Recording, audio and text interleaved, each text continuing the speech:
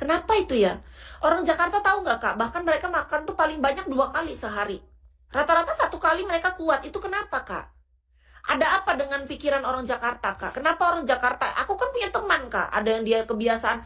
Dia bukan asli orang Jakarta. Tapi karena dia udah pergaulannya orang Kelapa Gading.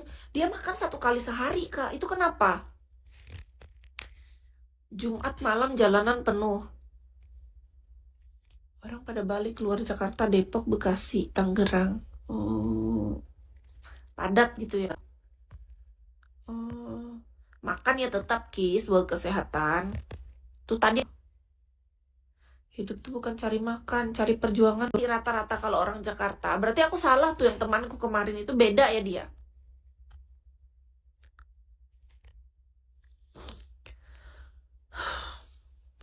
Orang itu nggak tahan. Oh, berarti karena dia nggak tahan di Jakarta, makanya dia makan 1 kali sehari ya. Berarti artinya orang Jakarta tuh normal aja makan kayak kita di sini ya. Salah, aku kupikir kemarin itu karena dia, oh berarti dia nggak kuat dia di Jakarta. Makanya dia makan sekali sehari ya. Makanya dia ngirit makan. Berarti temanku yang itu tuh nggak kuat dia sebenarnya. Tapi karena dia tetap mau tinggal di Jakarta. Oh normal aja sebenarnya. Salah berarti temanku itu. Oh, masalahnya aku ngomong sama temanku. Jadi dia kan ada 2 orang cewek. Yang satu tuh tinggal daerah Kelapa Gading, yang satu entah Jakarta Barat atau Jakarta Pusat, aku nggak ingat. Yang penting Jakarta. Dua-duanya ini cerita, mereka selama di Jakarta makan 1 kali sehari, weh. Mereka. Ternyata tuh gara-gara nggak mampu. Pantasan mereka pindah ya sekarang. Oh, mau hemat.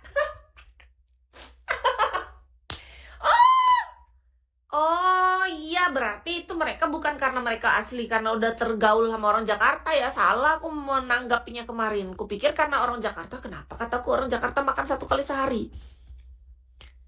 Oh, karena hidup di Jakarta, ngirit demi kebutuhan hidup tercukupi. Oh, sebagian kantor dapat fasilitas makan.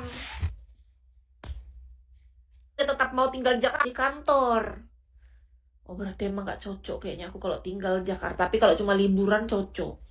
Jalan-jalan gitu loh. Makasih giftnya. Thank you Sangil. Kayaknya aku gak cocok deh. Dari Kak Beben, cerita kejujuran Kak Beben ini, bayanganku udah dapat. Makasih Kak Beben. Jadi aku mikirnya gini, kurasa kalau aku hidup lama di sana bisa bete aku. Tapi kalau cuma jalan-jalan seminggunya nggak masalah kayaknya, ya kan? Tapi kalau kalau aku disuruh tinggal kayaknya nggak cocok aku dengan jiwaku yang kayak ini, kampungan aku nih. Bagaimana terjadi perang dunia? Ya nggak usah perang. Orang hidup kan penting tempat tidur dan BAB. Hah? Ya gimana mau pup kalau nggak ada yang dimakan, ada-ada aja. Kan makanan yang paling penting dalam hidup tuh ada 3. Kakak pernah belajar nggak? Kan kita dulu belajar waktu kecil. Sandang, pangan, papan. Sandang itu pakaian yang layak. Pangan itu makanan. Papan itu tempat tinggal. Sandang, pangan, papan. Sandang, pangan, papan. Yang paling enak orang punya keahlian. Oh, aku ahli pijat, berarti bisa. Kalau punya penghasilan di desa lebih nyaman di desa.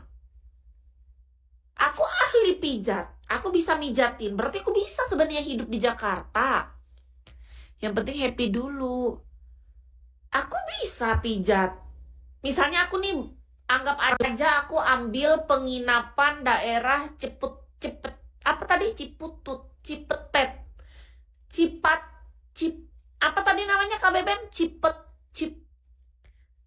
Daerah Cipete, lain. Ada tetnya tadi di belakang, Cipetet. Ciputit, Ciputat. Nah, kalau misalnya anggap aja aku di Ciputat, aku ambil yang sebulan 2 juta ada nggak? Dulu untuk awal merintis. Nanti kalau udah kaya baru naik sedikit ke 3 juta, 4 juta gitu. Maksudnya nanti 2 juta dulu misalnya tempat tinggal. Nah terus aku buka massage, tapi aku nggak perlu keluar. Orang yang datang ke tempat aku mau nggak orang Jakarta? Masalahnya kalau orang Jakarta ini kan kebanyakan pasti panggil-panggil kan. Kita jadi di jalan 1-2 jam datangin orang gitu kan, yang ku tahu. Orang Jakarta kan banyak yang mager. Karena macet itu. Kemampuan semua bisa, persaingan dan kepercayaan, Dek, susah. Eh, kalau mau massage di kota aja, Kis. Nah, itu makanya berarti di kota besar kayak Jakarta cocok dong aku. Ahli pijat. Iya, Kis kan bisa mijet. Tapi ya cuma pijat apa namanya? Pijat full body massage kayak pijat tradisional gitu. Kis, kalau di pinggiran. Iya, tapi maksud Kis orangnya mau nggak? Kalau mau masak di kota, nggak di pinggiran. Maksudnya gimana? Maksudnya gimana? Aku soalnya pengen jadi tukang pijat aja. Terus aku buka massage, aku jadi tukang pijat. Tapi gini maksud aku, Kak. Orang-orang karakter Jakarta itu, apakah mereka mau datang ke tempat kita yang kayak gitu? Kan kita di sini 2 juta udah tahu sendiri, orang Jakarta kan banyak orang kaya. Masa mereka datang ke tempat kita yang 2 jutaan? Itu loh dalam otakku tuh pertimbangannya ke sana, Kak. Emang mereka mau datang ke tempat kita yang 2 jutaan? Itu aja dalam otakku. Kita harus dipanggil. Sedangkan aku nggak tahu jalan. Berarti aku tiap hari harus naik Gojek di jalanan, keluar angin, debu. Apa? Any for di pinggiran banyak yang rese. Oh, harus di kota berarti ya. Oh, susahnya kalau pelanggan. Oh. Oh. Spa massage biasanya rame weekday, paham kan kenapa? Karena orang libur. Ber kalau orang kerja. Oh, eh, karena orang kerja. Gimana? Nggak paham aku. Kok aku nggak percaya kalau Kis sok nggak tahu aku kah?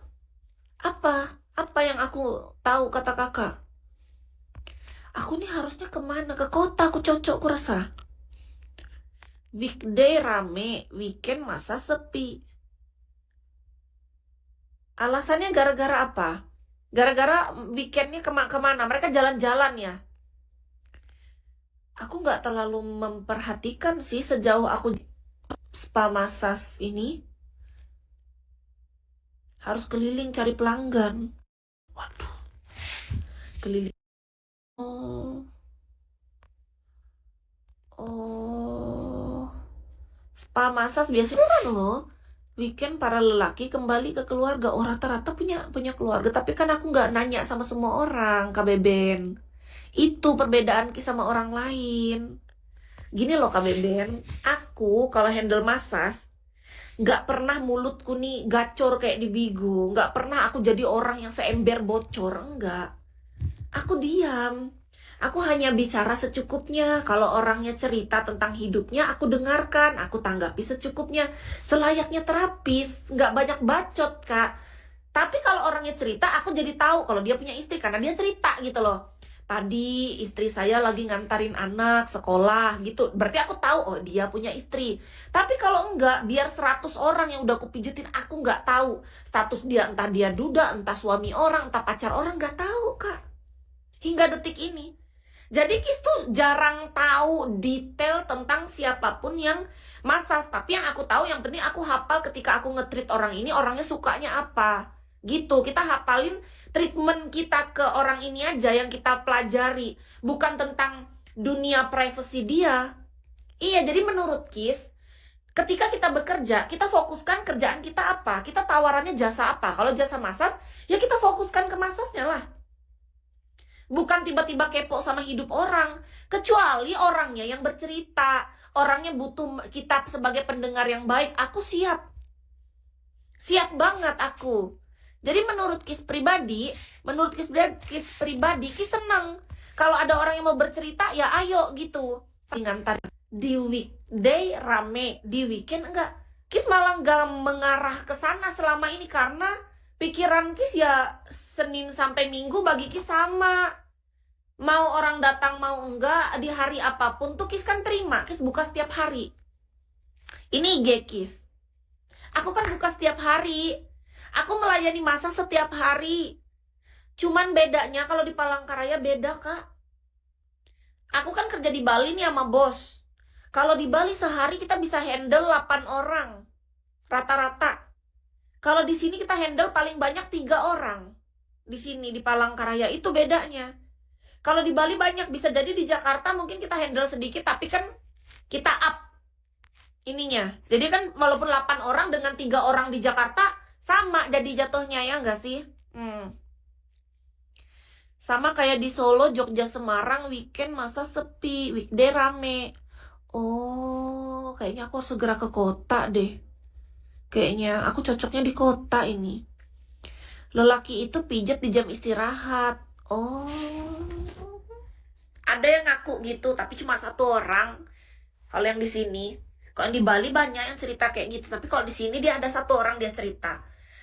Maaf ya, kata dia, aku nggak pernah di waktu malam, pasti di waktu jam kerja, katanya.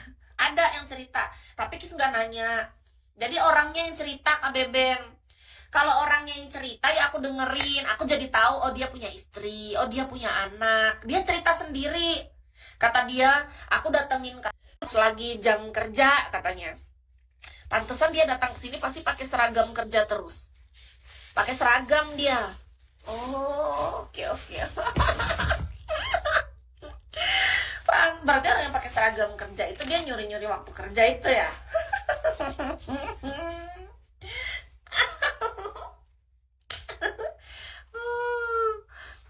Iya, karena bagi Kis tuh kasamuan, ketika Kis melayani seseorang, aku gitu, tapi cuma 1 orang. Kalau yang di sini, kalau yang di Bali banyak yang cerita kayak gitu, tapi kalau di sini dia ada 1 orang dia cerita bacot, kepo sama privasi orang. Tapi kalau orang tersebut yang tidak keberatan